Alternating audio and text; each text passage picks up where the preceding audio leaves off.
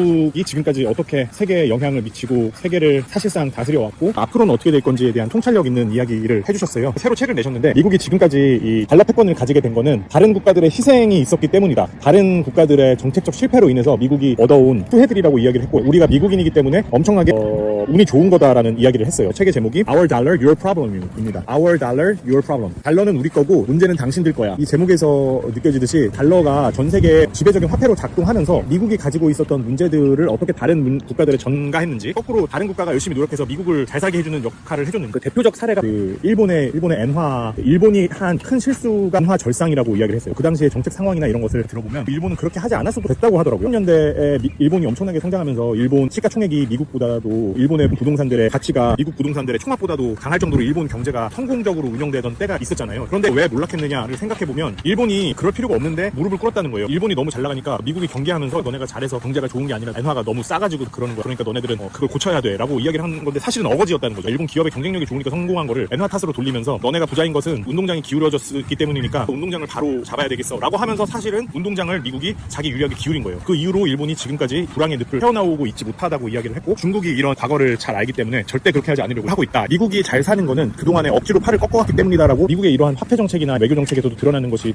미국의 오만함이다라고 이야기했어요. 영어로는 arrogance죠. 대표적인 닉슨이 1972년도에 금태환 제도가 바뀌잖아요. 이 전 세계 화폐라는 게 금을 기반으로 해서 교환 비율이 결정이 돼야 되는데 금이라는 거를 기준으로 화폐를 교환하고 근데 미국이 갑자기 중지를 선언합니다. 우리 더 이상 금에 맞추지 않겠어라고 경기의 규칙 자체를 규정을 한 거죠. 닉슨이 1971년에 갑자기 어느 날 선언하는데 그때 다들 충격을 받았다는 거예요. 이 대표적 보수주의자 공화당 대통령이었고 중간에 쫓겨난 대통령인데 우리나라 타락한 보수 정치인들을 보듯이 이 닉슨도 권력욕에 찌들어가지고 도청하고 이러다가 쫓겨난 대통령이거든요. 보수적인 대통령 중에서 표고 권력욕에 찌들어 있는 사람들이 자주 나타나는 것 같아요. 윤석열도 그렇고 뭐 한덕수도 그렇고 정치를 하는 이유가 뭐 세상을 이렇게 만들어야 되겠다 이런 생각보다는 자기 권력욕 자체가 말로는 미국의 거만함이 시작했던 이 대통령의 1971년에 금태환을 갑자기 안 하겠다라고 하면 브레튼 우주 체제가 이제 개편되죠. 그게 세계사에 있어서 아주 중요한 일이었다는 이야기를 했어요. 미국의 거만함에 다른 나라들의 강제로 팔을 꺾어가면서 낮은 이자율과 달러화의 유리한 비율을 즐기면서 번영을 누려왔던 것이 미국들의 시민들이다. 이제 그런 패권이 끝나간다라고 얘기했어요. 트럼프 때문이라고 보긴 어렵고 트럼프는 하나의 현상일 뿐이다. 그래서 통계적으로 분석을 했을 때 미국의 달러화의 지위가 낮아지는 시점이 10년 전부터라고 하더라고요. 10년 전부터 미국의 달러 패권은 지기 시작했다라고 지금 달러화가 고평가되어 있다는 거고 미국 주식이 사람들이 항상 잘 된다고 이야기했잖아요. 그 이유는 달러화 패권에 기반한 요소들이 많거든요. 그거에 대해서 대응하는 방식이 트럼프라는 폭력적인 정책으로도 나타나는 행정부가 나타난 거고 민주당 정부든 공화당 정부든 미국의 패권이 져가는 것을 막기 위해서 중국을 견제하기 위해서 정책들을 할 텐데 쉽게 성공하지는 못할 것 같아요. 달러화 패권을 유지하기 위해서는 전제가 뭐겠어요? 미국에 대한 존중 그리고 신뢰가 기반이 돼야 되는 거죠. 미국이라는 국가를 존경하지 않고